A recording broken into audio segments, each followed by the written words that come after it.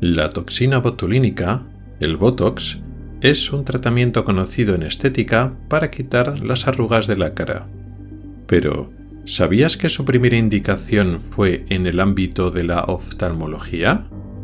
Hoy te cuento cómo utilizamos esta toxina en diversas enfermedades de los ojos. Ocularis, el podcast de salud visual con el oftalmólogo Rubén Pascual.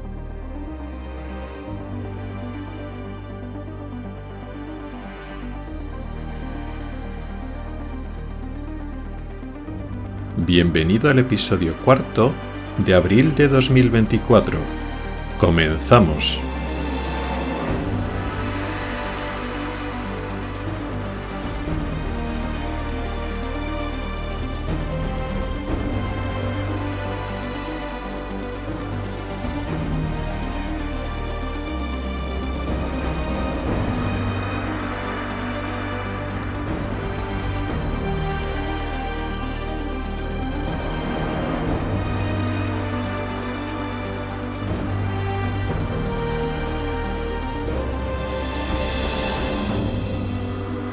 Hola y bienvenido al podcast de Ocularis sobre salud visual y oftalmología. Soy Rubén Pascual, oftalmólogo y divulgador a través de este podcast y del blog ocularis.es. Este es el episodio 4 de la 8ª temporada correspondiente al mes de abril de 2024. Y antes de empezar a hablar de los temas de hoy, quería informaros de que en alguna plataforma, concretamente en la plataforma de Apple, tenéis ya disponible la transcripción de los episodios de los programas. Eso quiere decir que tenéis el texto completo de lo que estoy diciendo. Para la mayoría de vosotros no tiene especial interés, porque si consumís este podcast de la manera habitual, es decir, oyéndolo, pues no tiene mucho sentido que, tengáis el texto disponible, no os sirve para mucho más. Pero en algunas circunstancias puede ser útil. Por ejemplo, pues por problemas de accesibilidad, personas que tienen problemas de audición, que en formato blog, en formato escrito, pues pueden consumir, están interesados en el contenido que doy yo, pero no tienen acceso al podcast, a la información que tengo en formato audio en estos programas. Bueno, pues esas personas pues pueden tener acceso leyendo lo que digo en los episodios, en los programas. También puede servir si oís un episodio y ha habido algún detalle, alguna cosa que os ha resultado interesante y que queréis volver a consultarlo. Pues en vez de oírlo, todo el episodio, o ir saltando por el audio hasta oír esa parte que queréis retener esa información, pues igual es más fácil revisarlo en el texto escrito e incluso utilizar las herramientas de búsqueda. Con un texto puedes buscar una palabra, una frase y es más fácil encontrar la información que en formato audio. ¿Cómo es así? Bueno, pues el tema de las transcripciones, sobre todo con el uso de la inteligencia artificial, lleva un tiempo utilizándose, se ha comenzado a utilizar en los podcasts, pero ahora Apple lo está ofreciendo de forma gratuita cuando usas su plataforma. De tal forma, si me escuchas en Spotify o si me escuchas en cualquier otra plataforma tipo iVoox o, por ejemplo, otros podcatchers como Podcast Addict, Pocket Cast, Castro, Overcast, etc., pues no, porque digamos que el audio normal que viene directamente por el canal de distribución público normal, pues no ofrece esa capacidad, no ofrece esa transcripción. Pero si utilizáis la aplicación, si tenéis algún dispositivo de Apple y utilizáis la aplicación oficial, la original que viene de podcast, pues entonces sí, podéis leer la transcripción y además lo leéis como a tiempo real, como si fuera un karaoke, va pasando el texto según lo voy pronunciando. Yo no utilizo la aplicación de Apple, pero para algunos interesados, pues el tema está ahí. Y además, también puede servir por un tema de internacionalización.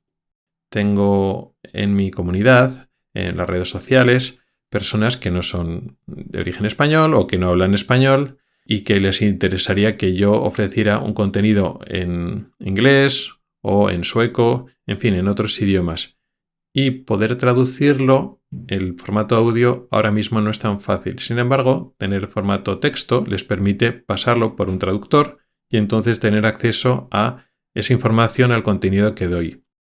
Por supuesto, la transcripción que hace la inteligencia artificial, de lo poco que he visto, es bastante buena, pero no es perfecta.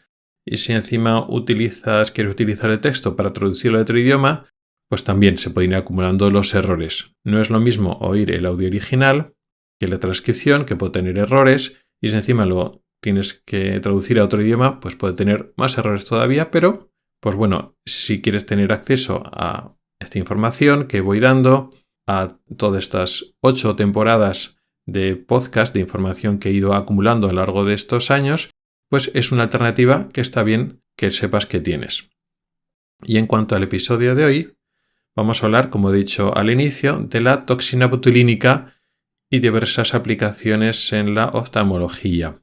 Pero primero vamos a hablar de una noticia que tiene que ver con la degeneración macular asociada a la edad, una de las enfermedades más importantes de la oftalmología, una modalidad terapéutica nueva, no voy a decir revolucionaria, pero que sí que puede llegar a cambiar cómo va a funcionar la oftalmología también a nivel de recursos y a nivel económico, y que tiene bastante controversia y conflicto de intereses.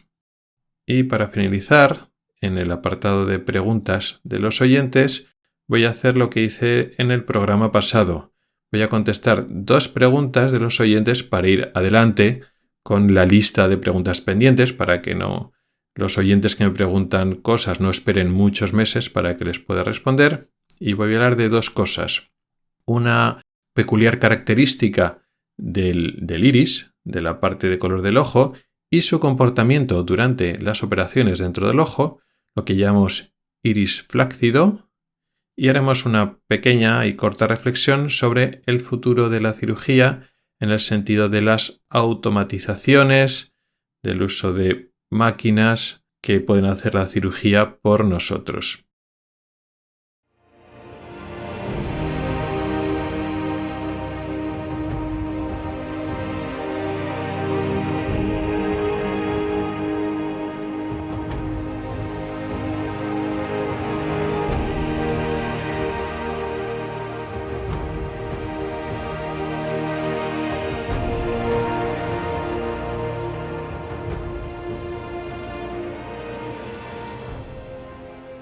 La noticia de hoy es que se ha aprobado recientemente 2 medicamentos para una modalidad muy frecuente de la degeneración macular asociada a la edad. Se ha aprobado en Estados Unidos, en la Agencia de Medicamentos estadounidense, en la FDA, 2 modalidades terapéuticas, 2 fármacos que pretenden tratar lo que se llama atrofia geográfica, que es una descripción de una forma avanzada de lo que es la degeneración macular asociada a la edad.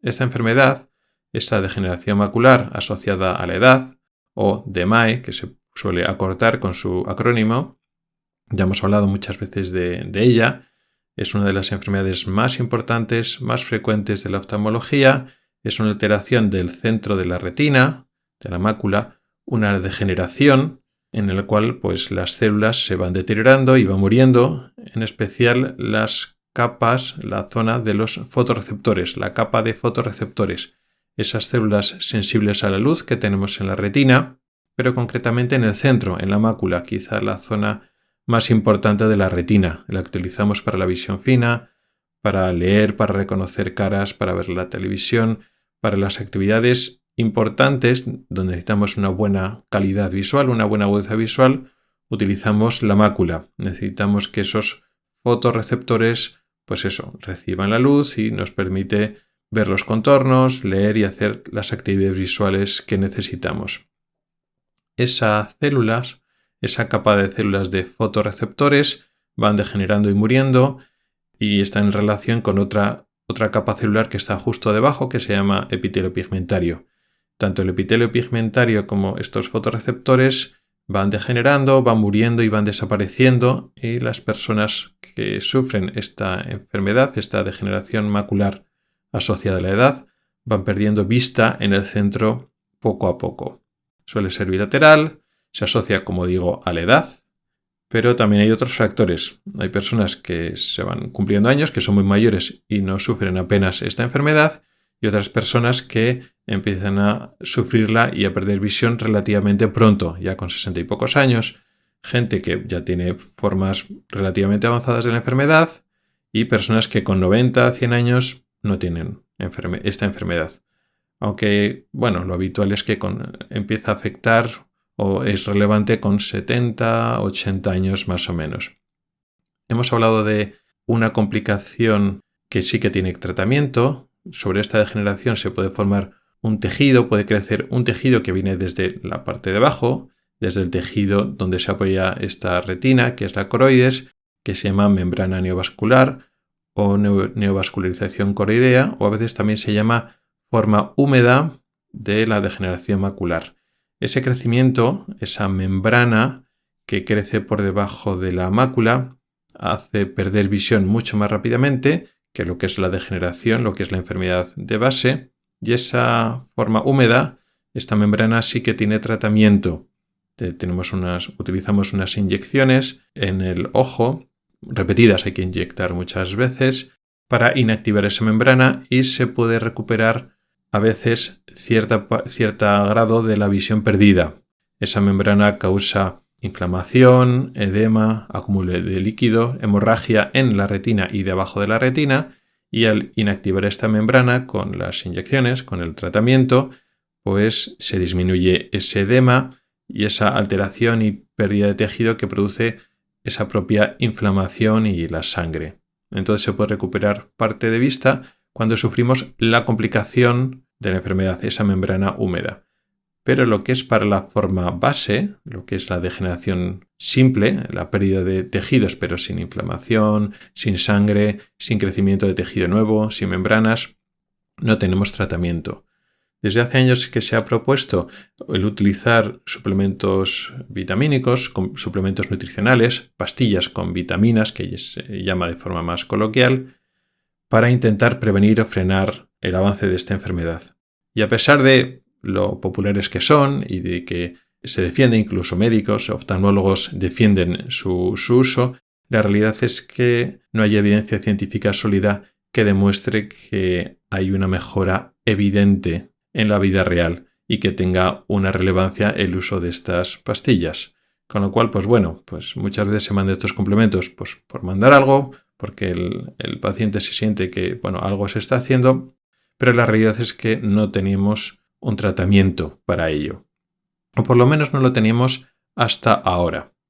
Como decía ahora al comienzo, pues hace poco, creo que fue en noviembre del 2023, lo estoy diciendo de memoria, pero más o menos es cuando recibió el aprobado de la FDA, de la Agencia de Medicamentos estadounidense, para que se comercialice allí, en Estados Unidos, un par de medicamentos con nombres complejos y extraños, pero que son inhibidores de lo que se llama el complemento, inhibidores del complemento. ¿Qué es el complemento? El complemento es una serie de rutas metabólicas o circuitos fisiológicos, una serie de proteínas que están en la sangre y también pueden ir a los tejidos y que forman un elemento fundamental de la cascada inflamatoria, de cómo funcionan nuestras defensas. Nuestras defensas, el conjunto de proteínas, moléculas y células que se dedican a defendernos de agentes externos, principalmente gérmenes, infecciones, pero también otro tipo de agresiones, pues nuestra inmunología, nuestra inmunidad tiene diversas características diferentes que se combinan y complementan entre ellas. Están pues los anticuerpos, que quizás es lo más conocido y famoso, que son proteínas específicas que atacan elementos extraños producidos por un tipo de linfocitos, los linfocitos B y también las llamadas células plasmáticas. Luego también está lo que se llama respuesta celular, que son otro tipo de linfocitos, otro tipo de glóbulos blancos que se llaman linfocitos T, concretamente un tipo de linfocitos T que se llaman citotóxicos, que lo que hacen es eso. Una vez encuentran la célula enemiga, que puede ser una célula de una bacteria o incluso una célula tumoral que considera que es enemiga y entonces se acerca a ella y directamente la aniquila, la mata. Y también de forma parecida hay otras células que se llaman NK, Natural Killer, que hace más o menos lo mismo. Células que previamente han sido marcadas como enemigas, se acerca y con diversos recursos pues es capaz de matarla directamente. Luego hay otros tipos de células que se llaman macrófagos, que lo que hace esos macrófagos es comer a células enemigas o proteínas que pueden ser peligrosas, cualquier cosa que se identifica como extraño a nuestro cuerpo, ajeno a nuestro cuerpo, pues estas células fagocitarias, estos fagocitos y estos macrófagos son dos tipos, ¿no? Los fagocitos y los macrófagos no son exactamente las mismas células, pero hacen la misma función, que es fagocitar, comer, incluir en la propia célula el elemento extraño que hay que destruir y ya dentro de sí mismos, dentro del macrófago, dentro del fagocito, pues los destruyen. Estos son diversos mecanismos que tiene el sistema inmunitario para atacar a elementos extraños, pero también las enfermedades autoinmunes o las enfermedades en las que juega un rol la inflamación. Cuando tenemos inflamación en nuestro propio tejido, se desencadenan respuestas inmunitarias. Y entonces la propia inflamación y algunos de los elementos que he ido comentando atacan a nuestros propios tejidos. Dentro de esta respuesta inmune está lo que se llama la respuesta del complemento. El complemento son una serie de proteínas que actúan en combinación con ciertos elementos anteriores. Por ejemplo, tenemos una célula enemiga o por ejemplo una bacteria que ha sido marcada con un anticuerpo. Ese anticuerpo de por sí puede hacer daño a las propias células, pero también el anticuerpo actúa como un marcador para que otros elementos del sistema inmune ataquen a esa célula marcada. Y por ejemplo puede ser lo que se llama complemento, que son unas proteínas que están liberadas en sangre y en los fluidos del cuerpo que no hacen en principio nada, pero cuando se encuentran con una célula que está marcada por un anticuerpo, por ejemplo, esas proteínas atacan a esa célula. También el sistema de complemento puede servir a su vez como marcador para marcar también células para que venga un macrófago y se coma esa célula. O sea que está, digamos, incluida en este sistema inmune que tiene, ya hemos visto, diversas formas de atacar a células enemigas o, por desgracia, a veces también afecta a nuestras propias células. Bueno, pues se sabe que en la degeneración macular asociada a la edad, aunque tampoco hay mucha inflamación en el sentido de edema y acúmulo de líquido, y no es una inflamación aguda ni es una infección, se sabe que parte de estos elementos autoinmunes tienen un rol, y concretamente en estas células, en estas capas de fotorreceptores y el epitelio pigmentario, en la zona que se va degenerando en esta enfermedad, lo que ocurre es que se activa el complemento. No es la única causa, hay otras causas metabólicas de acúmulo de elementos de desecho que no se van, pero una de las causas de que estas células se van muriendo es que se activa el complemento, se activa estas proteínas de nuestro sistema inmune. De tal forma que estos nuevos fármacos lo que hacen son inhibidores del complemento. Inhiben la respuesta de estas proteínas del complemento para que no ataquen a la mácula o para que no la sigan atacando. La idea está bien. Sí que es cierto que la degeneración macular asociada a la edad no es simplemente una enfermedad autoinmune debido al complemento, hay muchos factores, pero un fármaco que puede actuar contra un complemento pues puede ayudar. Y eso es un poco la idea. Está pensado este fármaco para formas avanzadas de la enfermedad, cuando está en estadio de lo que llamamos atrofia geográfica. Atrofia geográfica significa una zona de atrofia, que significa pérdida de tejido, pérdida de células fotorreceptoras, de conos y pérdida de epitelio pigmentario. Se llama geográfica porque los bordes son irregulares pero muy bien delimitados, ¿no? Como si fuera pues una isla o el borde de un continente de un mapa, por eso se llama de bordes geográficos o atrofia geográfica. En este contexto, cuando ya normalmente la pérdida visual ya suele ser de moderada a avanzada o muy avanzada, la enfermedad puede seguir avanzando y entonces la atrofia geográfica puede ir creciendo y afectando ya no solo justo al centro, sino ya a zonas limítrofes que le permiten al paciente seguir teniendo un resto de visión central. Y se ha demostrado, o estos medicamentos han demostrado, que su uso dentro del ojo pueden limitar o pueden frenar el crecimiento de esta atrofia geográfica en el futuro, en los siguientes meses, entre un 25 y un 30%. Quiere decir eso que, primero, no interrumpe la enfermedad, no la para, pero reduce su progresión, lo cual, pues puede ser interesante o prometedor. Lo que pasa es que los estudios no dejan claro que mejore la agudeza visual, que mejore la visión. Es más, tampoco dejan claro que reduzca la pérdida visual. Cuando se han hecho estudios, se ha comparado contra placebos, es decir, inyecciones en el ojo sin tratamiento frente a otro grupo que les ponía inyecciones en el ojo, pero sí que tenían tratamiento, y se ha visto que en el seguimiento, en los meses posteriores, el crecimiento de esta lesión, de esta atrofia geográfica, era menor en el grupo que recibía el tratamiento. Pero la visión final, después de unos meses, al finalizar estos estudios, la visión de un grupo y del otro grupo no había diferencias significativas. Esto es reciente, se irán haciendo más estudios y la promesa es que haciendo más estudios, pues con más pacientes, un seguimiento más largo, pues esperamos conseguir demostrar que hay una diferencia en la agudeza visual. No es una diferencia anatómica, que las fotografías de las personas que reciben el tratamiento son mejores. Las fotografías de fondo de ojo demuestran que la atrofia geográfica, la lesión, es menor o no crece tan rápido, pero primero el fármaco no revierte la enfermedad. Estamos hablando de personas que tienen pérdidas visuales avanzadas, con lo cual no estamos hablando de recuperar la vista. Estaríamos hablando en todo caso de que no la pierdan tan rápido, pero ya son personas que ya ven muy poco con ese ojo, pero todavía no hemos demostrado fehacientemente que podamos frenar la pérdida visual de forma significativa en los estudios y ni siquiera clínicamente relevante en la vida real.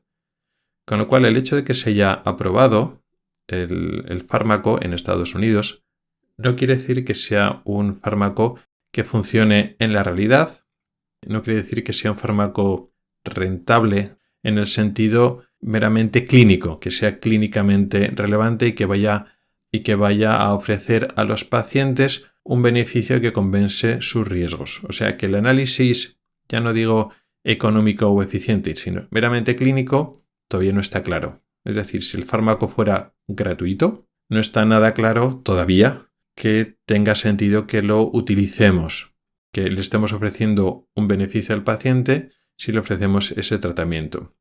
El tiempo dirá cómo van dando futuros resultados un poco más ya sobre el terreno, ya sobre pacientes reales y recogiendo datos ya en la clínica práctica. Pero esto tiene otro problema importante. Es un fármaco caro, son inyecciones en los ojos, parecido a lo que hemos hablado antes de cuando hay una forma húmeda, una membrana epirretiniana que hay que poner muchos pinchazos, que es caro. Pues este fármaco también es caro. Es muy caro porque para cada paciente hay que poner muchas inyecciones. Y otro detalle fundamental. Cuando una persona tiene degeneración macular, la proporción de esas personas que tiene la complicación de la forma húmeda es una minoría. Y sin embargo, a pesar de que proporcionalmente es una minoría de la población, la carga asistencial para atender a estos pacientes que tienen esa membrana, por el número de inyecciones y las revisiones que hay que hacer, es y ha sido brutal. Ha cambiado la dinámica de los servicios de oftalmología, de tal forma que ahora, pues sí, seguimos operando cataratas, seguimos haciendo el manejo de las otras enfermedades, pero una gran parte de los recursos, tanto de recursos humanos, de tiempo de oftalmólogo, tiempo de médico, como recursos económicos, se gastan mucho dinero todos los meses en todas las inyecciones que estamos dando a pacientes que tienen membranas, que como decimos es una minoría de los pacientes que tienen degeneración macular. Si resulta que en un momento dado se decide, un ministerio, una agencia sanitaria, decide que hay, en un país concreto, decide que hay indicación para hacer estas inyecciones en las formas estas de atrofia geográfica. Eso significa que son formas avanzadas de la variante normal, digamos de la enfermedad de fondo. No es una complicación que es la membrana, que aun siendo relativamente frecuente es una proporción minoritaria. Esto podría significar que la mayor parte de las personas que tienen degeneración macular podrían ser candidatas, cuando la forma avanza, porque en formas iniciales no, pero cuando es ya un poco más avanzado, la mayoría de estas personas serían candidatas a recibir estas inyecciones. Y, haciendo unos rápidos cálculos, se puede entender que simplemente no da económicamente. No hay un sistema sanitario que lo soporte, pero es que además vuelvo a lo mismo. Aunque fuera gratuito, solo la cantidad de recursos que nos supone para revisar estos pacientes, para inyectar a estos pacientes, es que se come los recursos para el resto. Ya no podríamos ni operar cataratas, ni atender glaucomas, ni hacer absolutamente nada más. Nos dedicaríamos todo el personal que trabaja en oftalmología solo a este tipo de inyecciones. Entonces surgen muchas dudas hasta qué punto esto se podría hacer si realmente demuestran que funciona. Como digo, ahora hay dudas de que funcione a nivel práctico, a nivel visual, de que los pacientes al final tengan mejor visión, que todavía, como digo, no está nada claro. El problema es que hay muchas dudas sobre la viabilidad, sobre si merece la pena, sobre si estamos ofreciendo un beneficio al paciente, porque claro, estas inyecciones tienen sus complicaciones. Complicaciones en el ojo que puede hacer que personas puedan perder la vista que les queda a causa de una complicación de una inyección. Y nuevamente hay conflictos de intereses. Hay mucha presión para instaurar este tratamiento. Los conocidos conflictos de intereses que ya podemos suponer por parte de los pacientes. Esto es una enfermedad dramática que quita mucha visión, que no tiene tratamiento y los pacientes quieren una solución. Y las dudas que estoy planteando ahora, pues ya un momento dado que te den igual. Tú te agarras a un clavo ardiendo y puede no funcionar, puede tener complicaciones, pero si hay un tratamiento, tú te lo quieres poner y punto. Y poco más hay que discutir en ese contexto. Por supuesto, de las empresas que lo venden, pero también hay otro conflicto de intereses que vienen por parte de los expertos, por parte de los oftalmólogos. Hay bastantes retinólogos que ya están presionando para que se implante. Y además esto es importante porque estos oftalmólogos, estos retinólogos, estos especialistas en mácula, tienen la autoridad de que son los expertos y que la gente les oye. Y muchas veces ¿por qué hay este conflicto de intereses? Porque estas personas que ya son como muy subespecialistas, que se dedican, ya son oftalmólogos, pero de retina y concretamente de mácula, y están muy centrados en este tipo de enfermedades, el hecho de que haya tratamientos, y eso significa que su actividad asistencial se puede multiplicar, les va a dar mucho poder, les da mucha capacidad de decisión y entonces su trabajo se ve beneficiado por ello. Entonces hay conflictos de intereses. Cada vez entonces hay más congresos sobre esto, luego están los líderes de opinión que pinchan muchos ojos de estos, les invitan a los congresos, publica más, crece su reputación. Entonces, como digo, hay partes interesadas en que esto se salga adelante al margen de que realmente sea bueno para el paciente o no sea bueno para el paciente. Así que nada, nos toca esperar cómo va a ir los próximos meses, cómo van los resultados y cómo se van moviendo las diferentes agencias sanitarias, ministerios, servicios de oftalmología. Vamos a ver cómo irá todo esto.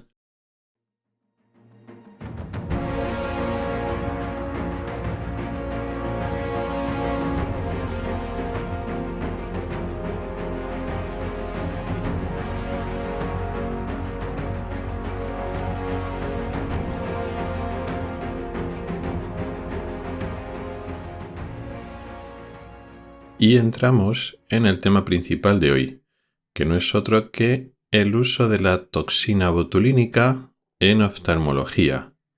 La toxina botulínica también es conocida por el nombre comercial de la variante que más se comercializa, el Botox, que más éxito ha tenido. Botox, que no es más que eso, el nombre comercial de una de las formas que se venden, pero existen más. O sea que realmente no siempre pinchamos Botox. De hecho, aunque al principio, en los primeros años, pinchamos Botox porque era casi la única que había disponible, luego después cambiamos a otra variante, creo que era el Xeomin, que además a la hora de prepararlo era más fácil, pero luego al final sigue siendo todo toxina botulínica y la dosis de estas dos variantes era la misma. Luego después había otra que era el Dysport, que usaban más los neurólogos, que las dosis no eran equivalentes, con lo cual pues las mismas dosis que usabas de Xeomin o de Botox no servían para el Dysport. Bueno, el caso es que, aunque la gente lo suele conocer vulgarmente como Botox, vamos a hablar de toxina botulínica, que es más adecuado. El caso es que el nombre, para ser un medicamento, pues tiene un nombre que da bastante miedo, que es el de toxina botulínica, la toxina del botulismo. Y efectivamente se conoce por sus primeras, iba a decir aplicaciones o usos, no, sus primeros efectos que se conocen son pues tóxicos, es un veneno. Y eso le pasa a muchísimos fármacos y medicamentos que se conocieron primero por sus venenos. Y como ya dice esa frase ya antigua y famosa, que la dosis hace al veneno o la dosis hace al fármaco, realmente no existen moléculas que son beneficiosas o moléculas que son perjudiciales per se, en general, sino que la mayoría de las moléculas que no son inertes, que tienen algún efecto en nuestros cuerpos, en nuestra biología, en el cuerpo de los seres humanos o casi cualquier otro animal, pues entonces, según la dosis, y también lo podemos entender la frecuencia de uso, pues hace que los efectos puedan ser perjudiciales o puedan ser beneficiosos o ambos a la vez. Y en este caso, pues la toxina botulínica es una molécula, es un compuesto que está producido por una bacteria llamada Clostridium botulinum, que es la bacteria que causa el botulismo. Y el botulismo no es otra cosa que el efecto de la toxina botulínica en grandes dosis sobre el cuerpo humano, sobre todo de forma ingerida.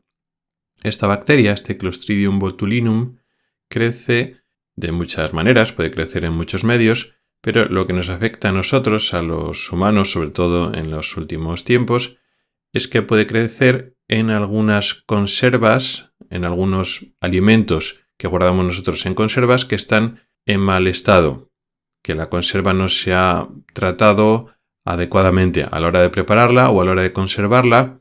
En vez de estar guardada y, digamos, limpia de bacterias, vamos a decir estéril o desinfectada, pues se han podido meter bacterias dentro de esos alimentos y entonces han proliferado esas bacterias. Nos comemos esos alimentos contaminados con ese Clostridium botulinum y entonces ingerimos grandes cantidades de esta toxina botulínica producida por esta bacteria. ¿Qué hace esta toxina? ¿Qué hace esta molécula? Bueno, pues interactúa con nuestros músculos. Tiene una estructura tridimensional muy parecida al neurotransmisor que tenemos en la sinapsis de la placa muscular. La placa muscular es la unión, la relación entre una parte del músculo y la terminación nerviosa que llega para mover ese músculo. Nosotros, para mover los músculos voluntarios, necesitamos unos cables que lleguen desde el sistema nervioso central, desde el cerebro, hasta ese músculo que queremos mover. Y entonces ese cable, ese nervio, transmite información y cuando llega y se acerca a las proximidades del músculo, pues llega a esa estructura que hemos llamado placa muscular. Y entonces la terminación nerviosa tiene que contactar e informar al músculo de que se tiene que contraer. Y eso se hace mediante una sinapsis. El final de esa terminación nerviosa no entra en contacto directo con el músculo. Esas dos células, el axón, la neurona, la terminación nerviosa, no contacta, no está unida directamente al músculo, sino que hay una pequeña separación y la terminación nerviosa lo que hace es que libera a ese espacio intersináptico, a ese espacio entre esas dos células, libera un neurotransmisor, una molécula que lleva la señal. Ese neurotransmisor, esa molécula, se libera en ese espacio y viaja hasta las proximidades, hasta entrar en contacto con la membrana del músculo, la membrana de la célula, y esa membrana tiene unos receptores en los cuales encaja muy bien ese neurotransmisor. Cuando un número umbral, o cuando un número importante de esos receptores han recibido esa molécula, ese neurotransmisor, digamos que el músculo se entera. Y entonces se produce la reacción muscular, una despolarización, una contracción muscular. Y así funcionan nuestros músculos voluntarios, a través de una sinapsis entre terminaciones nerviosas y el músculo. Y esa sinapsis se lleva a cabo con un neurotransmisor. Neurotransmisores hay muchos en nuestro sistema nervioso, pero el que nos interesa ahora, el que hay en la placa muscular, el que activa los músculos voluntarios a través de la información de la transmisión nerviosa, es uno llamado acetilcolina. Es la acetilcolina, la molécula que sale de los nervios y activa a los músculos. Bueno, pues la toxina botulínica es una molécula que se parece a la acetilcolina, pero en vez de activar los músculos, lo que hace es unirse a ese receptor y no lo activa, a ese receptor que hay en el músculo, no lo activa, pero lo bloquea. Digamos que hace una unión permanente y irreversible con ese receptor, de tal manera que no actúa, esa molécula no actúa como la acetilcolina que activa y estimula el músculo, sino que además ese receptor se queda inservible. Cuando usamos grandes dosis de toxina botulínica, quiere decir que llega a la placa motora y al final inactiva esa placa motora, la hace inservible, porque bloquea todos los receptores, con lo cual en un momento futuro, cuando llega efectivamente la acetilcolina, cuando esa terminación nerviosa quiere activar ese músculo, libera acetilcolina en la sinapsis, pero la acetilcolina no puede encajar con ningún receptor en el músculo porque todos los receptores están ocupados y bloqueados por la toxina botulínica. Eso se produce cuando se liberan grandes cantidades de toxina botulínica, primero en nuestro estómago, luego en nuestro intestino, se absorbe y llega a sangre, y cuando llega al torrente sanguíneo, pues entonces empieza a bloquear indiscriminadamente todos los músculos voluntarios, incluido el músculo de la respiración, el diafragma. Y cuando se bloquea el diafragma, pues no podemos vivir, nosotros necesitamos respirar todo el tiempo.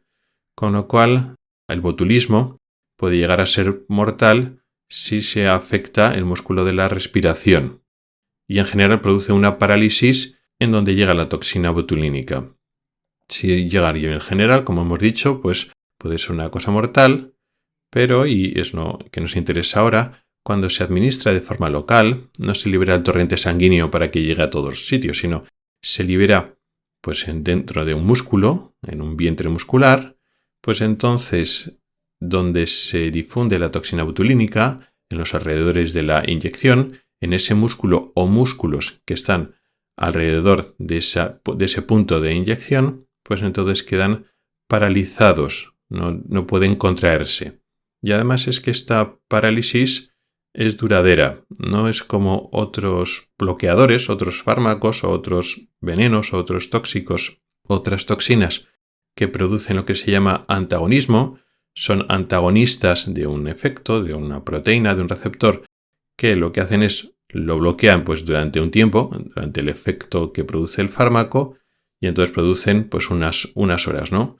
Pues por ejemplo, cuando tomamos una medicación para el dolor, bueno, pues el efecto es parecido, pero se bloquean unos receptores o unos transmisores del dolor en el sistema nervioso central. Cuando tomamos, por ejemplo, un paracetamol o cuando tomamos un ibuprofeno o una aspirina, en este caso concreto de la aspirina o de medicamentos similares, pues se produce un bloqueo de una proteína. En este caso no es un receptor de membranas, sino una enzima que se llama ciclooxigenasa.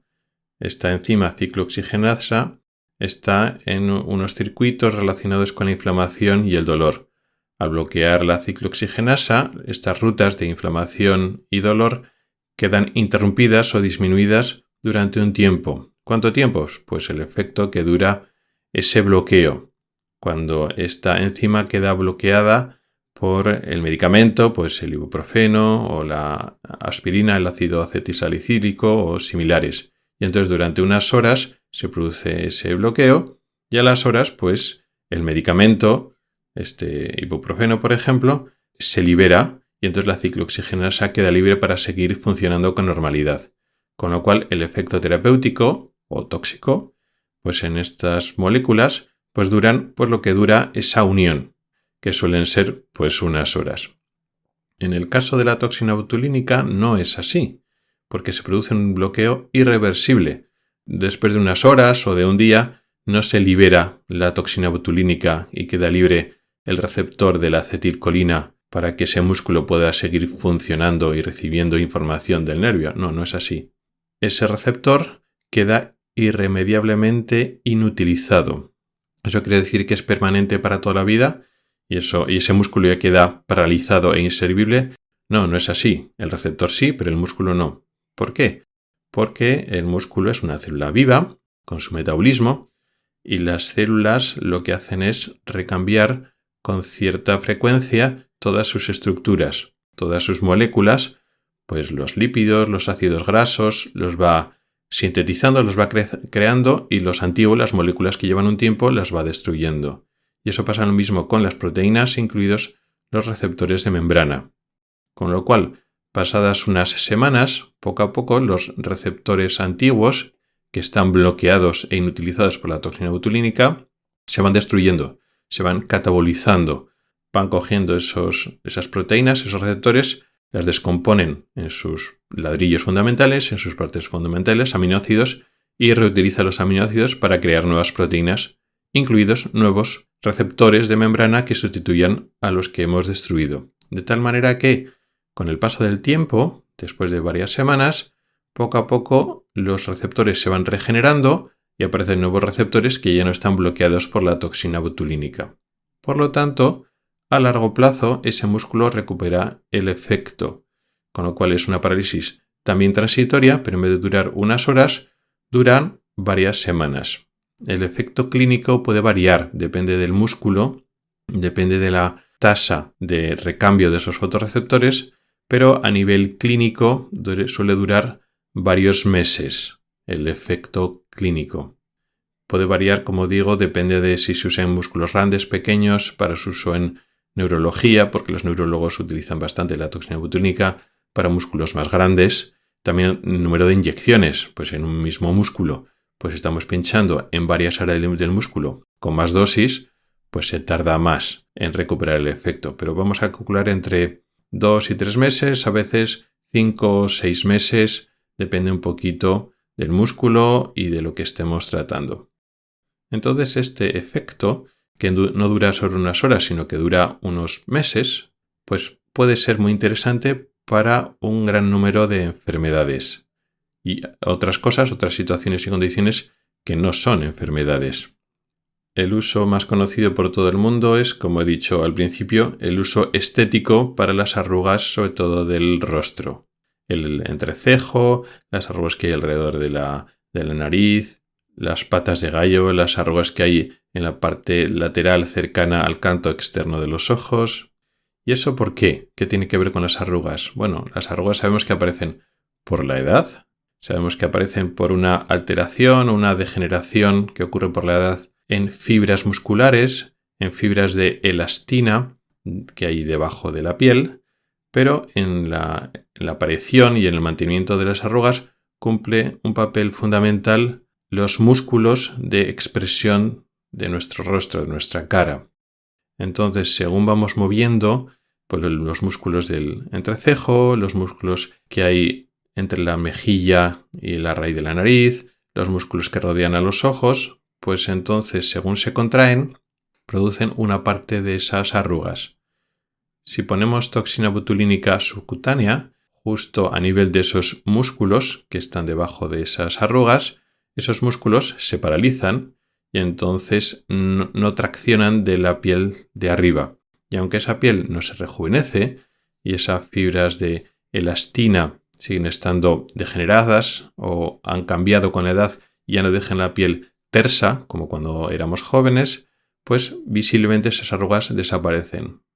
Por contra, al disminuir la movilidad de esos músculos de la expresión facial, pues disminuye nuestra expresión facial, que es el efecto secundario habitual de las personas que utilizan toxina botulínica, en especial cuando la usan mucho, pues que tienen esa cara de póker que no expresan sentimientos. Sí, pueden sonreír, pueden mover las cejas, pero cuando vemos una persona, cuando contactamos y hablamos con personas que no usan toxinas botulínicas, la expresión facial no solo consiste en movimientos aislados, pues una persona que sonríe no simplemente tira de la comisura de la boca hacia arriba y el resto de la cara queda inmóvil, igual que cuando estaba seria, no. Realmente se acompaña de todo un movimiento de muchas zonas de la cara. Entonces, cuando vemos una persona que le han puesto toxina botulínica, puede hablar, puede sonreír, pero es una expresión extraña, a veces inquietante, porque no se comporta como se comportan las caras de los seres humanos, donde hay muchos músculos que están funcionando a la vez. Son pequeños movimientos sutiles que fallan en esas personas. Entonces, un uso más racional de la toxina botulínica, una persona, pues que se va haciendo mayor y van apareciendo pequeñas arruguitas, pero se pone solo un poquito de dosis justo en el entrecejo, un poquito, y nada más. Pues el entrecejo, que era lo que más le llamaba la atención a esa persona y es lo que se quería quitar, pues ya no tiene entrecejo, ya no se forma esa arruga muy pronunciada en el entrecejo durante unos meses, pero el resto de la cara se le mueve normal. Pues ese cambio no es muy aparente y la expresión de esa persona no se ve muy afectada. Pero las personas que quieren realmente quitarse muchas arrugas y se ponen en el entrecejo y esa arruga que aparece entre la nariz y en las mejillas y además las patas de gallo y además tal y cual. Pues al final esa persona, pues sí, según está inyectada y se mira al espejo, se ve sin arrugas y entonces se le puede parecer que queda bien, pero es ella misma que se está mirando al espejo con una expresión neutra y dice, mira que bien, no hay arrugas. Pero luego después cuando esa persona está relacionándose con otras personas en una situación social normal, genera cierta inquietud o extrañeza de otras personas que le ven, porque sí, tiene una cara sin arrugas, pero no expresa, y eso, como digo, es inquietante.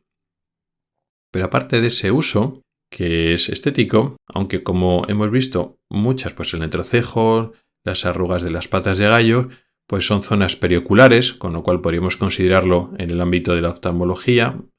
Más o menos dudoso, eso al final lo suelen inyectar especialistas en medicina estética, pero teóricamente también pueden inyectarlo oftalmólogos porque estamos hablando de músculos de los párpados o músculos cercanos al área de los párpados. Pero dejando aparte esa indicación, como digo, tiene otras muchas indicaciones. Muchas pertenecen al ámbito de la neurología, cuando se producen alteraciones en la contracción muscular, lo que se llama distonías, excesos de contracción normalmente involuntarios en los músculos, eso lo pueden tratar los neurólogos. Incluso en áreas o en indicaciones tan aparentemente extrañas como para ciertos tipos de dolores de cabeza, de cefaleas, cuyo origen o tiene un componente en la contracción muscular de algunos músculos del cuero cabelludo o de la cabeza. Para todo eso lo pueden utilizar los neurólogos, pero no vamos a entrar en eso. Vamos a hablar de los usos en la oftalmología. Y es que los oftalmólogos los utilizamos en varias áreas, en varios músculos de los ojos, o mejor dicho, músculos extraoculares. No inyectamos la toxina botulínica dentro del ojo, sino en los músculos que hay alrededor. Tiene usos importantes en el área de la órbita y los párpados. Lo inyectamos en los músculos que están en los párpados. ¿Para qué enfermedades? Hay algunas enfermedades que tienen un componente muscular que podremos tratar. Por ejemplo, una enfermedad que se llama entropión, pero entropión causado por un componente muscular. El entropión es una malposición, un estado en donde el párpado está mal posicionado, mal colocado. Casi siempre es el párpado inferior. En vez de estar en su posición normal, está girado, está rotado hacia adentro. Pero se llama entropión. La alteración contraria, donde el párpado se vuelve hacia afuera, se llama ectropión. Entropión hacia adentro, ectropion hacia afuera. En este caso, el entropion, al volverse el borde del párpado hacia adentro, hace que las pestañas, que normalmente miran hacia afuera, están vueltas hacia la superficie del ojo y rozan la conjuntiva o rozan la córnea y producen molestias o dolor importante y puede producir complicaciones más graves como úlceras e infecciones en la córnea. Este entropion tiene varias formas de tratarlo, sobre todo dependiendo de la causa. Hay una causa muy frecuente asociada a la edad, un entropion senil, en el cual este párpado inferior, en vez de estar colocado terso, con cierta tensión para que esté colocado en su sitio, se queda flojo, se produce una laxitud de los ligamentos que mantienen en posición a ese párpado y esa laxitud hace que el párpado, en vez de estar firmemente sujeto y aplicado y presionando mínimamente a la superficie del párpado, a lo que es el globo ocular, pues queda suelto, flojo y queda con libertad para girarse hacia adentro o hacia afuera, depende de las fuerzas que haya y que lo puedan movilizar. Y luego está el segundo componente, que es el músculo que tenemos en el párpado, el músculo orbicular de los párpados, que lo utilizamos para cerrar el párpado, para parpadear.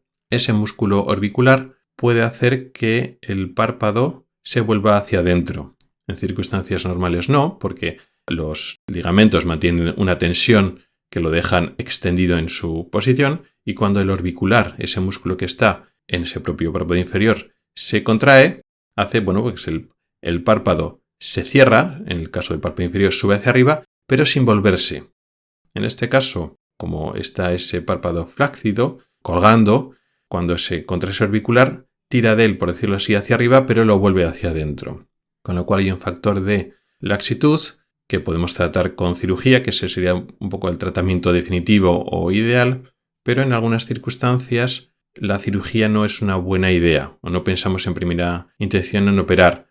Pues a veces son personas muy mayores, a veces pues tienen un estado general delicado, y meternos en esa cirugía que tiene cierta entidad, causar molestias o inconvenientes mayores que una cirugía, por ejemplo, de catarata, pues entonces pensamos en primera instancia en un tratamiento no tan agresivo o no tan intervencionista como la cirugía, y tratamos el componente muscular. Y lo que hacemos es inyectar un poco de toxina botulínica justo en ese párpado, debajo de la piel, donde está ese músculo orbicular, ese músculo que hace que el párpado se vuelva hacia adentro. Entonces ese músculo queda un poco más flojo, un poco más paralizado.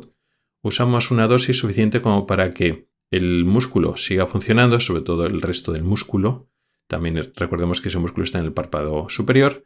Entonces esa persona puede seguir cerrando los ojos, puede seguir parpadeando, pero la tensión muscular en esa zona del párpado inferior se disminuye con la toxina botulínica y entonces no se produce ese entropion, ese giro del párpado hacia adentro.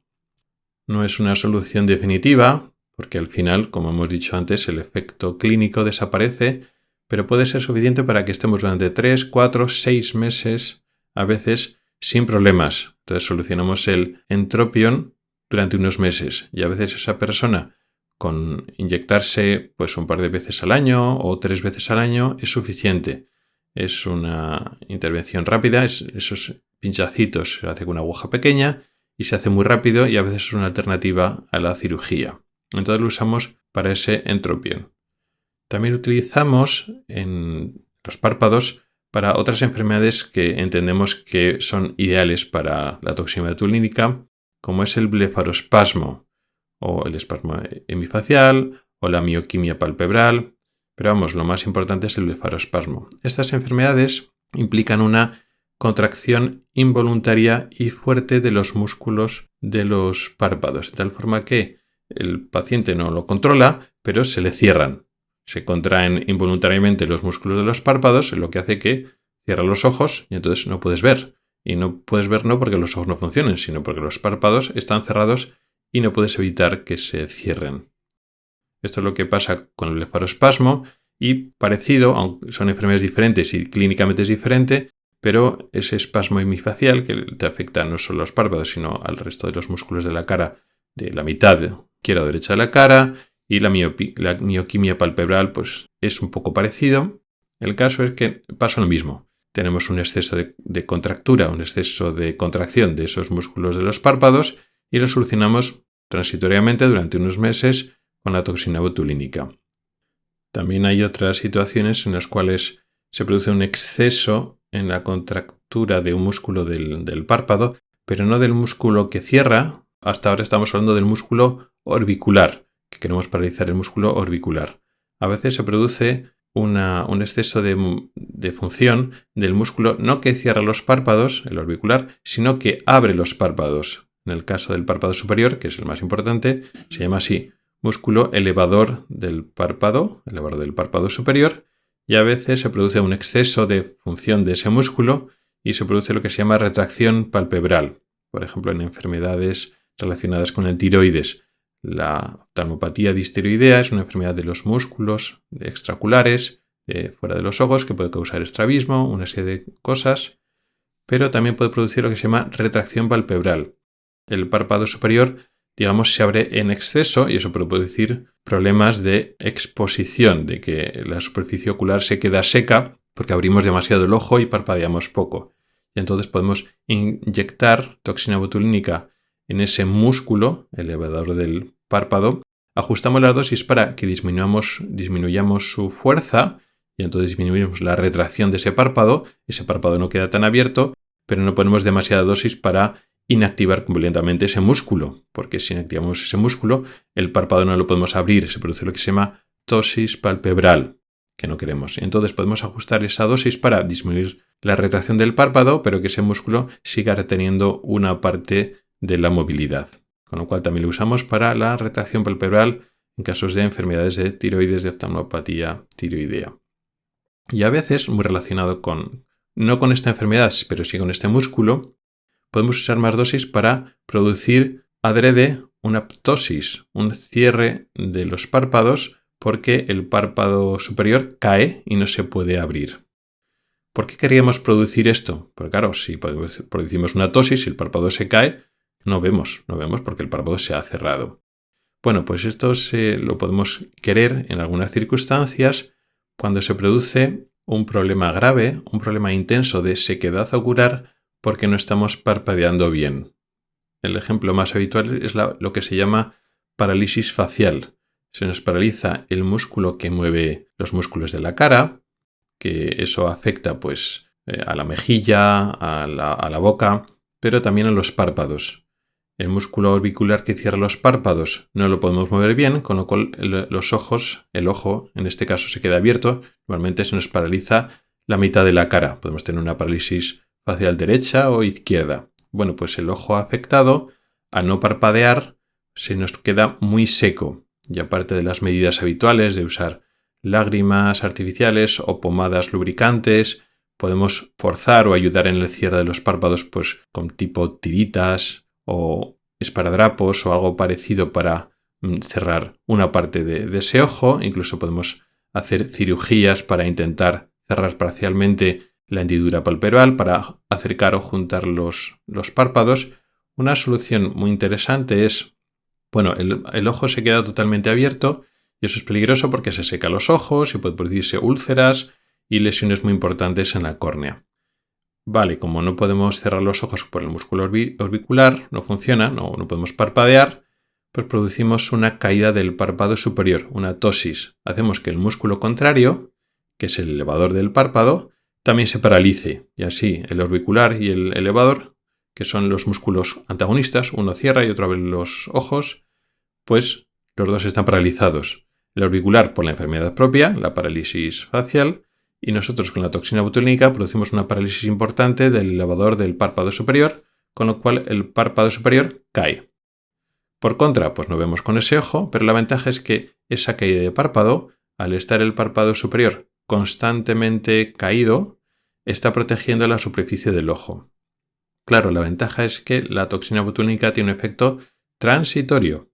Durará unas semanas, depende un poquito de la dosis, pero en 1 o 2 meses puede que empecemos a ir recuperando la movilidad, que puede ser el tiempo más o menos que puede durar la parálisis facial, o 3 o 4 meses, dependiendo un poquito. Si vemos que se pasa el efecto de la toxina botulínica antes de lo que queremos, pues podemos repetir la inyección de tal forma que estamos produciendo una ptosis, una caída transitoria del párpado, para proteger ese ojo de la sequedad. La ventaja de la toxina botulínica es que tiene un efecto transitorio y se va a recuperar solo, no como otras medidas que si hacemos una cirugía, eso es definitivo, y si luego después los párpados recuperan la movilidad, tenemos que volver a operar para deshacer la cirugía. O sea que vemos que a nivel de los párpados la toxina botulínica tiene usos muy interesantes. Pero realmente los usos más importantes, más relevantes de la toxina botulínica en oftalmología es en el estrabismo. Y este sería el último episodio de esta serie que estamos haciendo dedicada al estrabismo. ¿Os acordáis que estamos dedicando episodios alternantes para acabar esta serie dedicada al estrabismo? Empezamos a finales del año pasado y hemos dedicado 3 episodios, no seguidos, sino íbamos alternando con otros episodios generales. Pues hoy vamos a hablar de la toxina botulínica. Ya hemos hablado de generalidades, de los estrabismos, hemos hablado del tratamiento no quirúrgico de los estrabismos. En el penúltimo episodio hemos hablado del tratamiento quirúrgico del estrabismo, de cuándo operamos estrabismos, cuando un ojo está torcido, desviado, y cuando lo operamos, que es el tratamiento más frecuente e importante de la estrabología del estrabismo, pero no es el único. Y aparte de las medidas no quirúrgicas o medidas no intervencionistas, que lo hemos explicado previamente, está la toxina botulínica, que tiene unas indicaciones no muy extensas, no es para todos los estrabismos, pero en los estrabismos donde está indicado va bien, o incluso va muy bien. ¿Por qué nos iba a interesar el uso de toxina botulínica en los estrabismos cuando estamos pensando que los estrabismos son situaciones crónicas o mantenidas? Pues no parece que tenga mucho sentido. En un estrabismo habitualmente el ojo está desviado de forma permanente. Hay un desequilibrio, por la causa que sea, en la coordinación de los ojos, y entonces pues utilizamos un ojo que mira de frente, otro ojo que está desviado. Puede ser siempre el mismo el que se desvía o pueden alternarse un ojo y otro. Pero el caso es que hay una descoordinación de los ojos, y si usamos la toxina botulínica y conseguimos corregir la posición de los ojos, en unos meses, cuando desaparezca el efecto de la toxina, esperaríamos que los ojos vuelvan a desviar, con lo cual no es una solución definitiva. Parece que no tiene mucho sentido utilizar la toxina botulínica y tenemos que ir directamente a la cirugía en todas las circunstancias. Bueno, pues esto no es así, porque no todos los estrabismos son iguales y no todos los estrabismos son tan estables como el estrabismo típico, cuando es una situación estable que no va a cambiar y mejorar solo. Entonces hay otros estrabismos que sí que pueden ser interesantes, tanto en adultos como en niños. Vamos a empezar en adultos, que es más fácil de entender. Existen estrabismos transitorios y cambiantes por una causa externa concreta. El ejemplo más típico es la parálisis oculomotora. De la misma manera que se puede producir parálisis faciales, el nervio que mueve los músculos de la cara queda paralizado, también se puede producir parálisis de los nervios que van a los músculos de los ojos. Cada ojo tiene 6 músculos extraoculares que se dedican al movimiento y que tienen un papel fundamental en el estrabismo. Si nosotros queremos girar los ojos a las diferentes posiciones de la mirada, usamos esos 6 músculos. Y para mover esos 6 músculos utilizamos 3 nervios. Hay un nervio que es el más importante, que inerva 4 de estos 6 músculos, y luego después el resto, los otros 2 nervios, a cada uno tiene asignado un solo músculo. Entonces, cuando se produce una parálisis de alguno de estos 3 nervios, se produce un estrabismo porque el músculo o los músculos afectados pues no se mueven porque ese nervio pues no está transmitiendo correctamente. La mayor parte de estas parálisis oculomotoras son transitorias. El nervio que deja de funcionar bien y por tanto esos músculos no están funcionando durante un tiempo, durante unos meses normalmente. A veces son pocos meses. Y luego después los músculos recuperan su movimiento, de tal manera que una parte importante de estas parálisis oculomotoras se recuperarán en unos meses. Es un estrabismo transitorio que dura un tiempo y luego después el ojo volverá a colocarse en su sitio. Pero claro, durante ese tiempo ese ojo está desviado y el sujeto, el paciente que sufre esta parálisis, pues ve doble y es un incordio, ver doble es un problema. Y entonces tenemos que buscar una serie de soluciones que a veces no funcionan muy bien. Una solución muy habitual es tapar el ojo. Que sí, claro, tapas el ojo que está desviado y entonces no ves doble, pero no estás viendo con los dos ojos y es incómodo y pierdes campo visual. Entonces, una buena solución es el uso de toxina botulínica. ¿Qué es lo que haces? Paralizas o disminuyes la fuerza del músculo antagonista, del músculo que está funcionando bien. Me explico. Un uso habitual es el uso de toxina botulínica cuando tenemos una parálisis del llamado sexto par craneal o nervio motorocular externo. Es un nervio que estimula, que inerva el músculo recto lateral, que es el músculo que tenemos en la parte externa, en la parte lateral del ojo, que lleva el ojo hacia esa posición, hacia afuera. Cuando queremos mirar hacia el rabillo del ojo, pues entonces ese músculo es el que utilizamos y ese nervio es el que utilizamos. Cuando ese músculo no funciona, hay una parálisis de ese nervio y por tanto del músculo recto lateral. ¿Qué es lo que pasa? El músculo contrario, el músculo recto interno o el músculo recto medial, pues funciona sin oposición.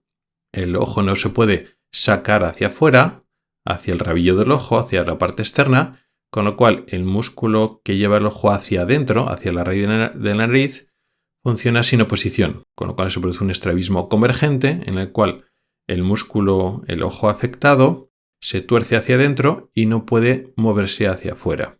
¿Qué es lo que hacemos? Pues inyectamos toxina botulínica en el músculo recto medial. Así restauramos el equilibrio.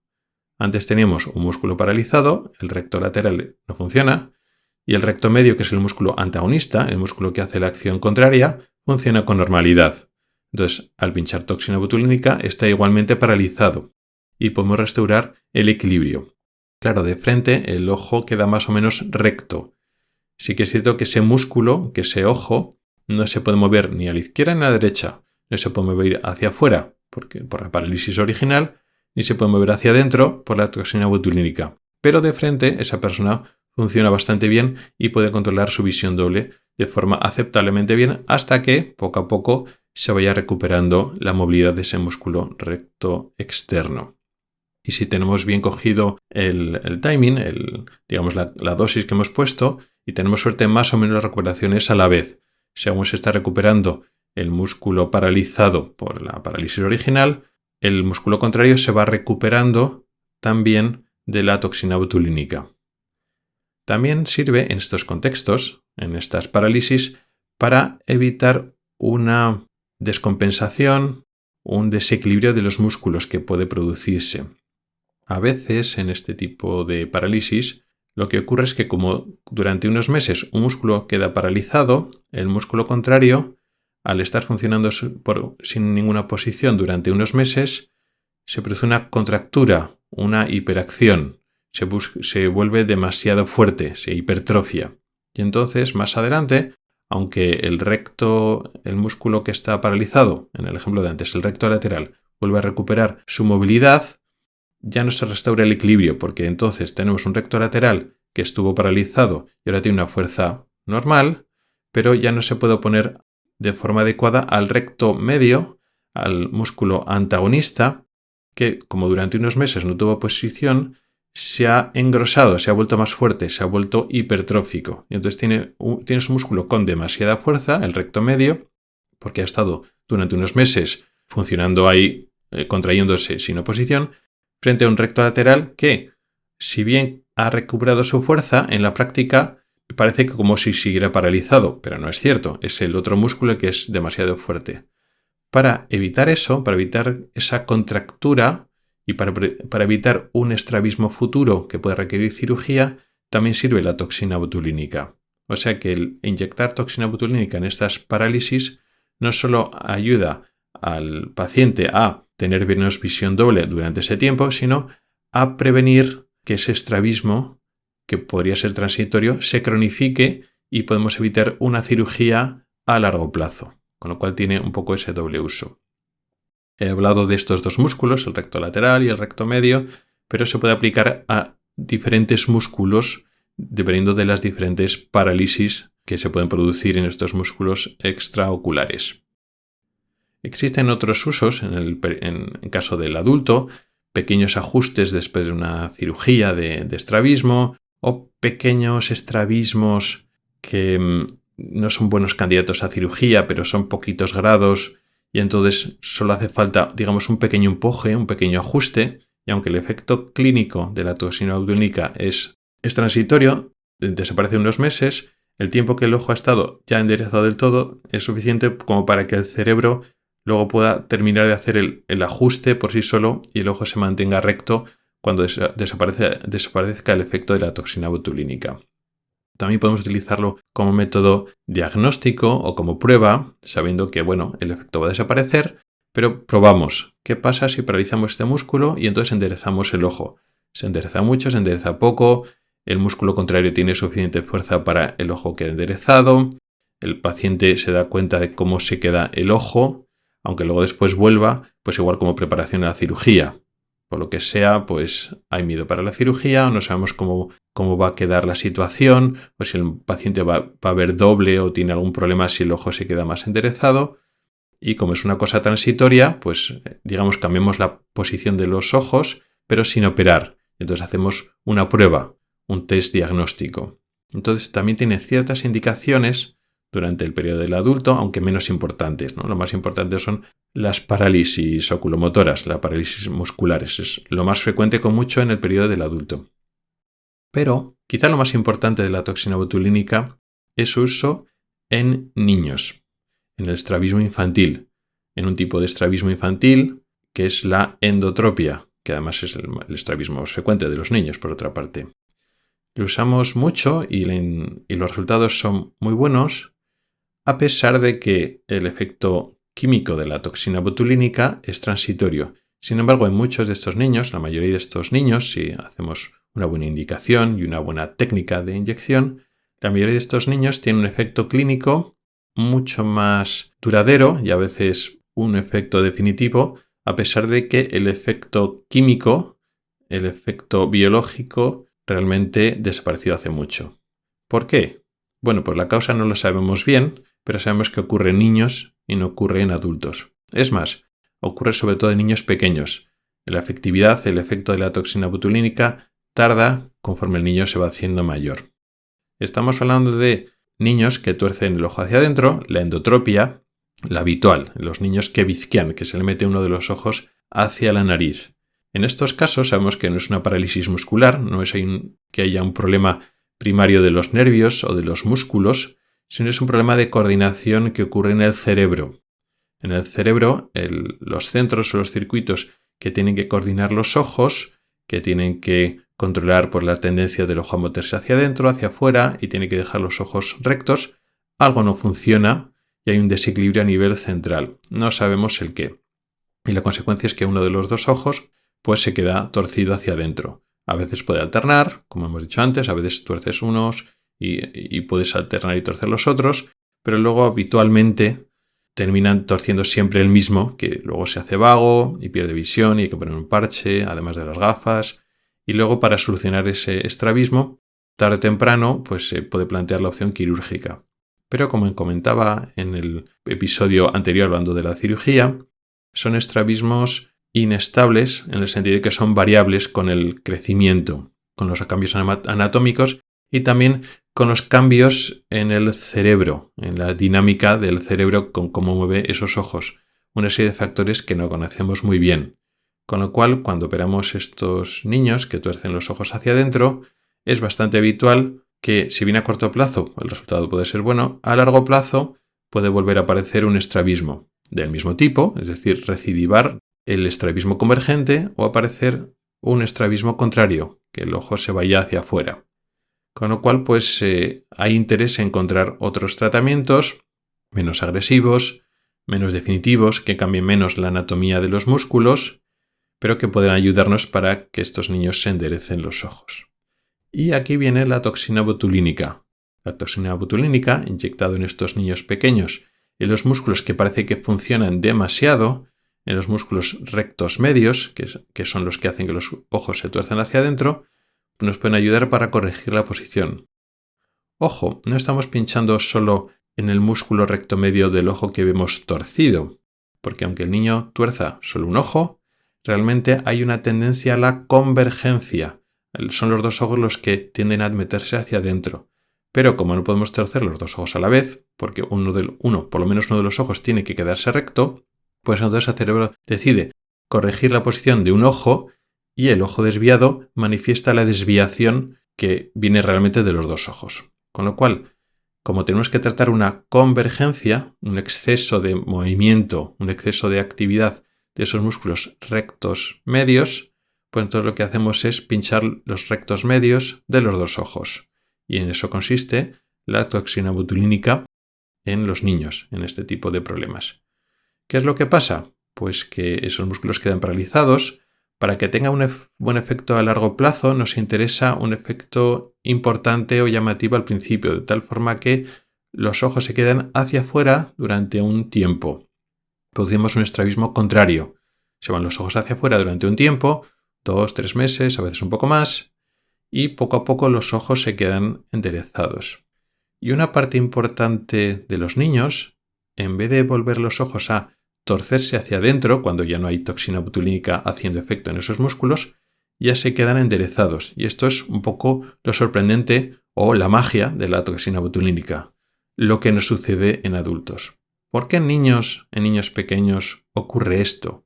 De que una vez desaparece el efecto de la toxina botulínica y cuando los ojos pasan de estar hacia afuera, se quedan centrados, no vuelven a torcer hacia adentro, no vuelven a la situación de antes de la toxina.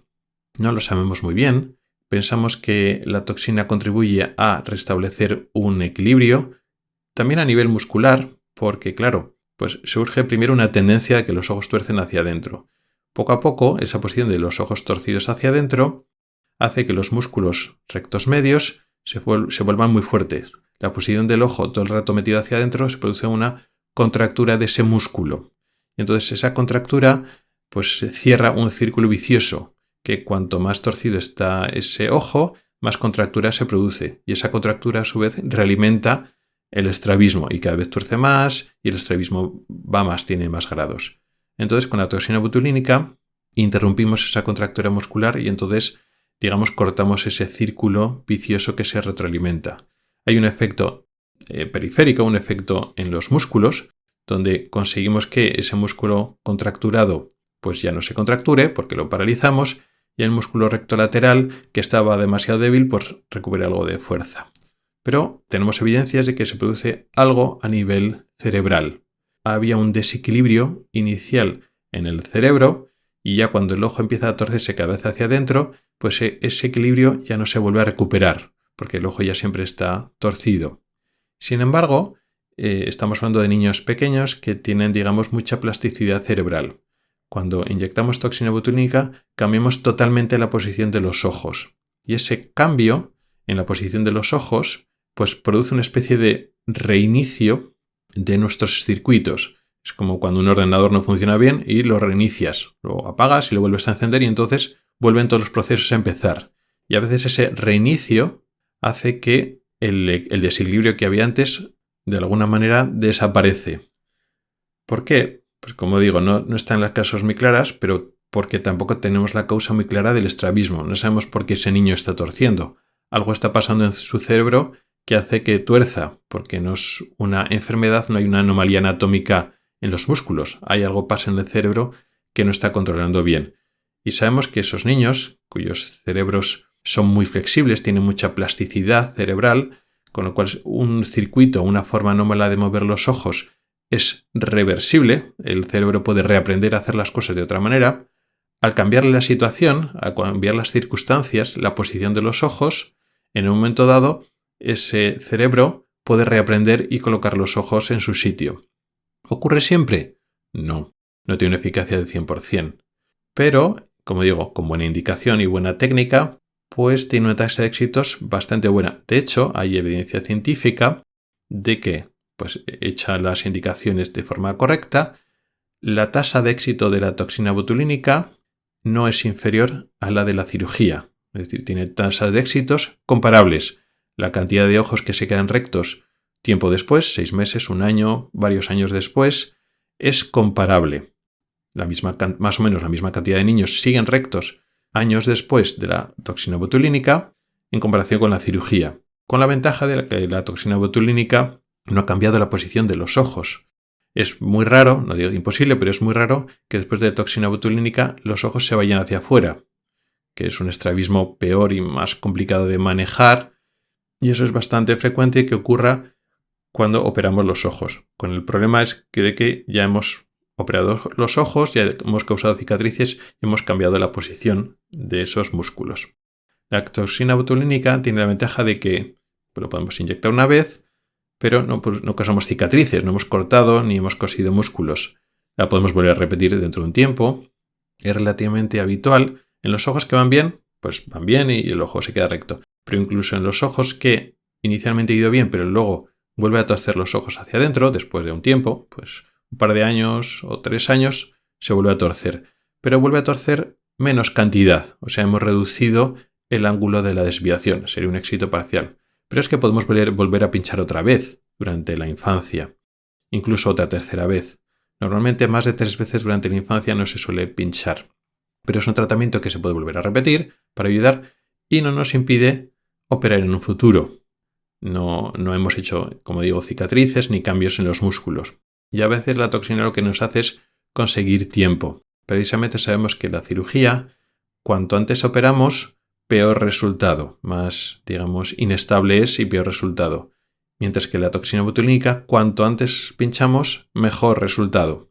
Da mejor efecto en niños con 2 o 3 años que a niños mayores. De hecho, a partir de los 6 o 7 años, el efecto de la toxina botulínica pues es bastante peor. La tasa de éxitos cae bastante en estos niños mayores. Entonces, a veces la toxina botulínica, cuando no tiene un efecto completo y totalmente satisfactorio a largo plazo, nos permite ganar tiempo. Reducimos el ángulo, reducimos la desviación a algo más tolerable y más adelante, si sigue torciendo o vuelve a torcer más, podemos operar ya en unas épocas, en unos años, donde la cirugía da más garantías que si hubiéramos operado desde el principio. Con lo cual, el hecho de poner toxina botulínica no nos impide que podamos utilizar la cirugía más adelante. Podemos combinar estas dos estrategias. Como digo, funciona muy bien en los estrabismos convergentes, en las endotropias, cuando el ojo se tuerce hacia adentro. No funciona tan bien en los estrabismos divergentes, cuando el ojo se va hacia afuera. Hablo de niños. Alguna vez lo utilizamos y nos permite, ganar tiempo en estrabismos que están descompensados, pero es muy pronto para operar, porque queremos esperar un poco más de tiempo y operar algo más tarde para que la cirugía dé mejor resultado. A veces sí que hay de forma aislada resultados que pinchas una toxina botulínica en un estrabismo divergente y se queda bastante estable y el ojo no se vuelve a ir. Pero lo habitual es que sí, se vuelve a ir y simplemente ganamos tiempo. Pero que también está bien, porque, como digo, es un procedimiento muy cortito, tiene mucho menos riesgos, tanto en tiempo de anestesia como en la propia inyección, con lo cual, ese ganar tiempo ya es un éxito.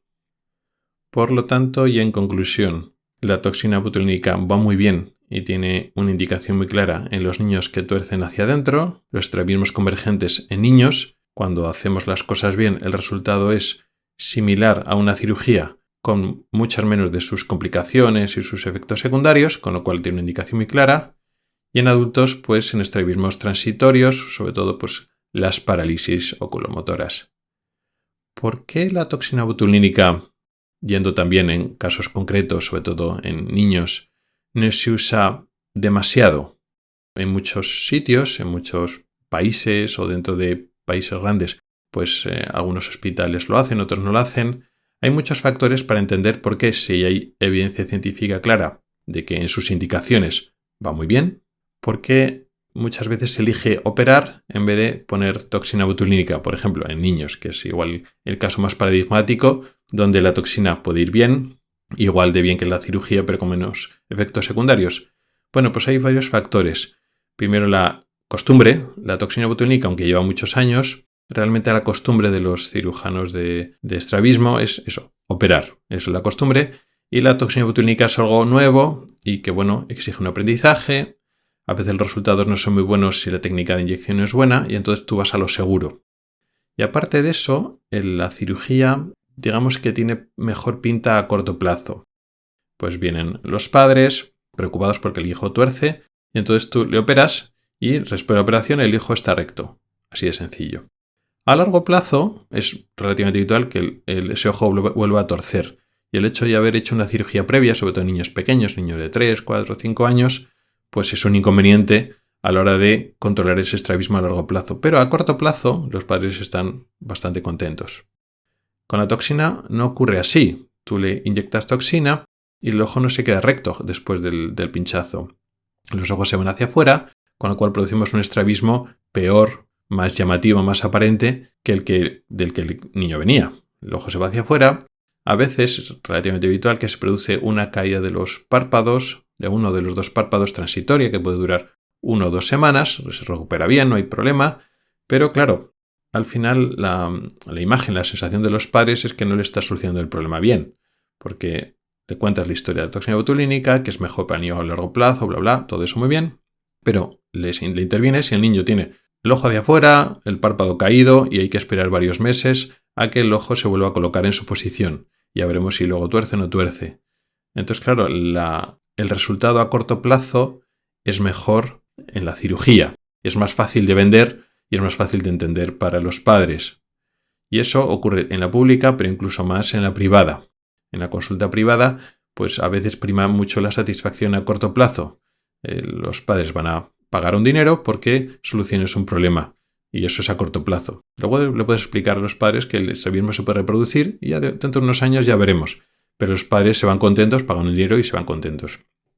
Aparte de eso, la cirugía es más cara que la toxina botulínica.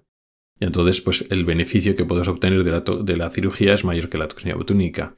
Es decir, que hay varios factores que pueden influir para que la toxina botulínica no se use tanto como debería. Porque si no pensamos en la satisfacción de los padres a corto plazo o en razones económicas, de rédito económico, sino simplemente qué es lo mejor para el paciente, qué es lo mejor para el estrabismo a largo plazo, pues en estas circunstancias lo mejor es la toxina. Porque claro, a largo plazo los resultados son parecidos a la cirugía, pero con menos efectos secundarios. Y entonces la toxina no te cierra puertas a volver a pinchar toxina o a futuras cirugías porque el músculo está virgen. No has cambiado la situación de los músculos, aunque ya has pinchado 2 o 3 veces. Con lo cual, la toxina no te cierra las puertas a la cirugía, mientras que operar sí que cierra puertas o dificulta futuras cirugías.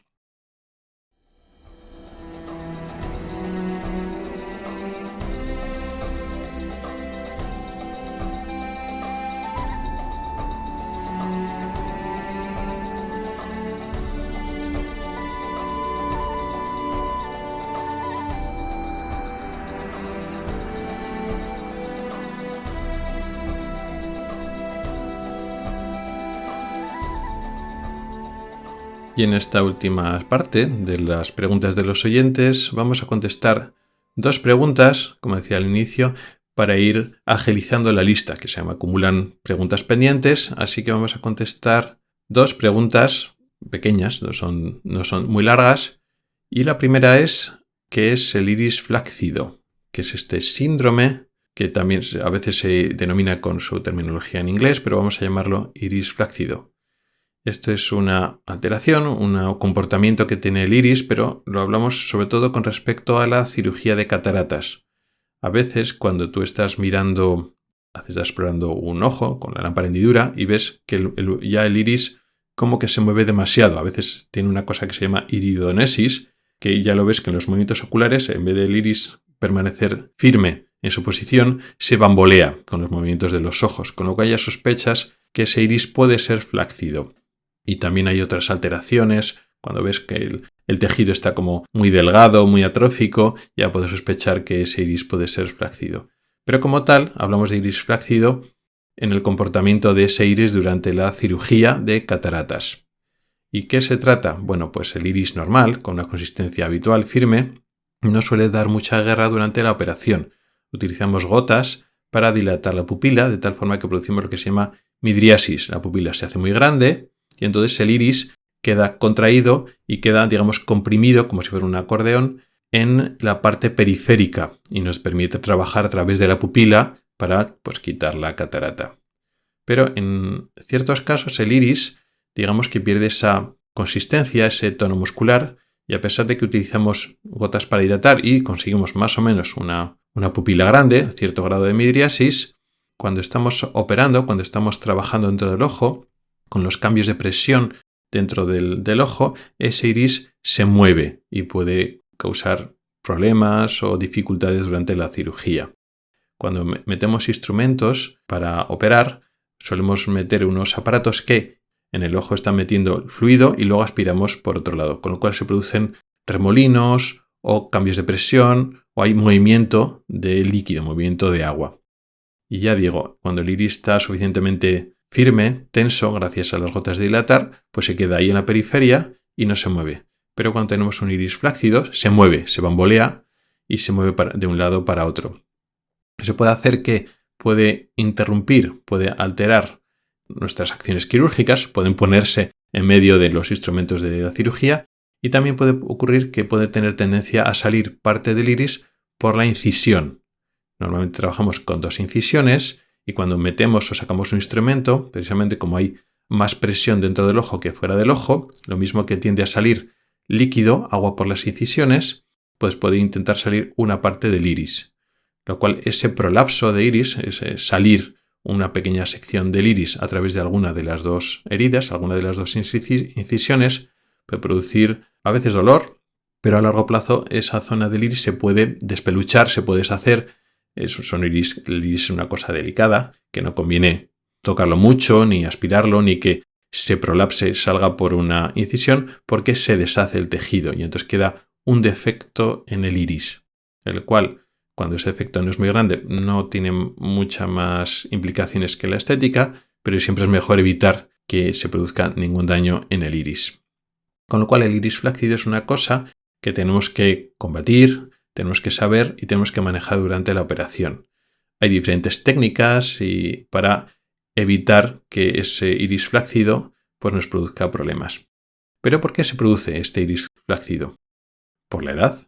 Pero claro, la mayoría de las personas que se operan de cataratas ya tienen cierta edad, con lo cual es un factor que va a haber. Los ojos claros habitualmente tienen más iris flácido que los ojos oscuros, con lo cual es una desventaja de los iris claros. Con lo cual sí, muchas veces las personas tienden a pensar que los ojos azules, los ojos verdes, pues son más bonitos que los ojos marrones. Eso por supuesto es una cuestión de gustos, pero para los oftalmólogos a la hora de operar pues no lo vemos así.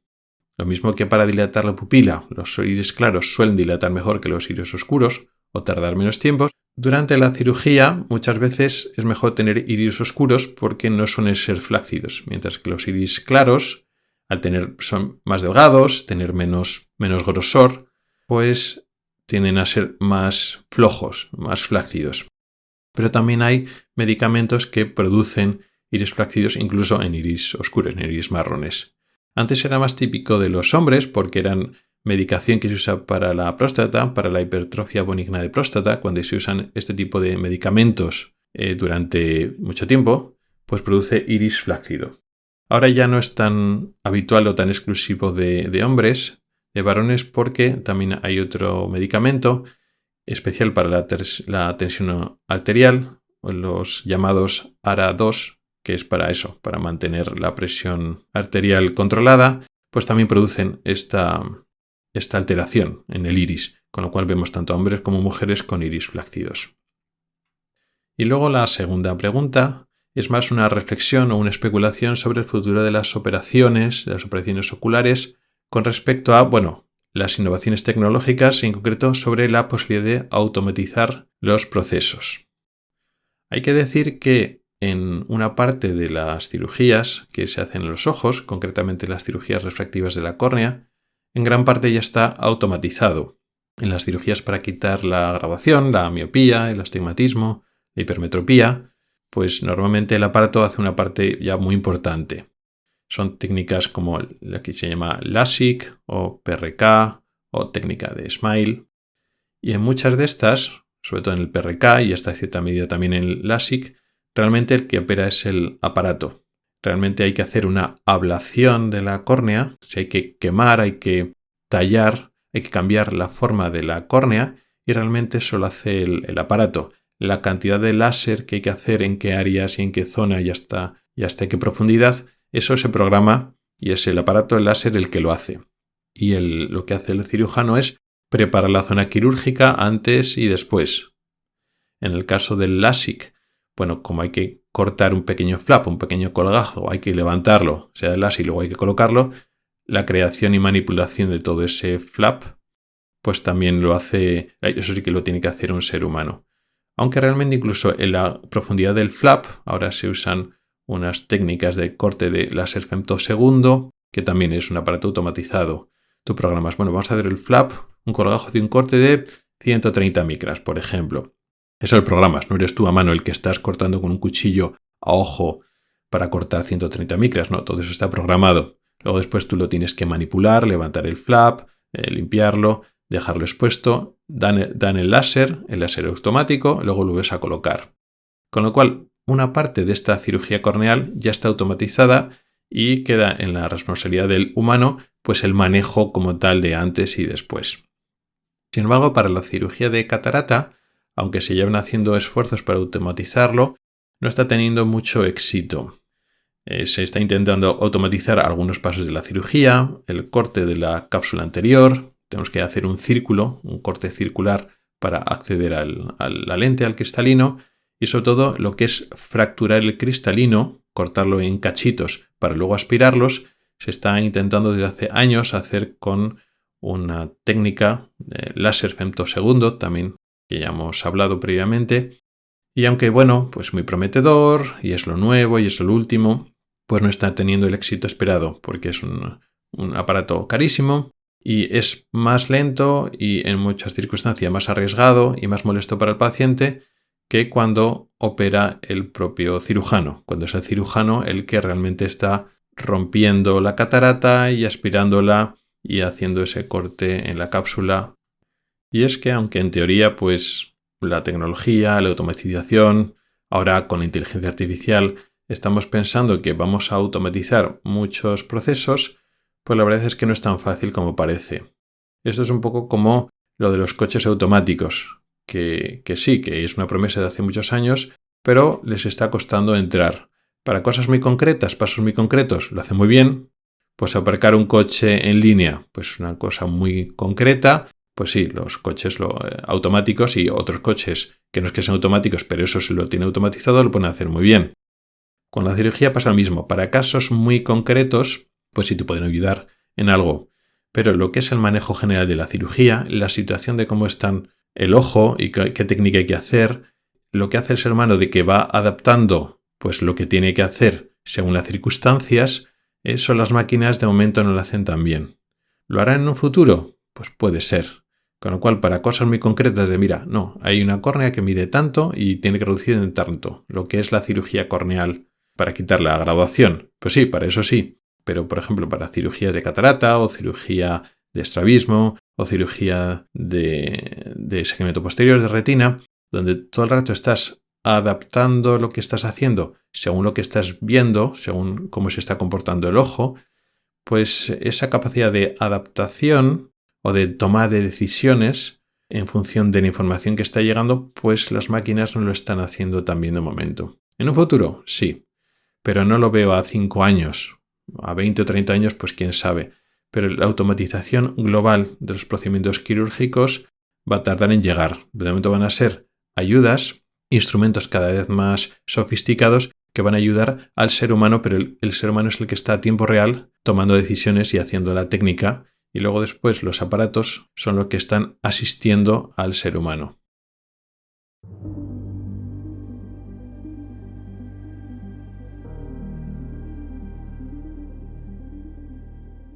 Y con esto llegamos al final del podcast de hoy.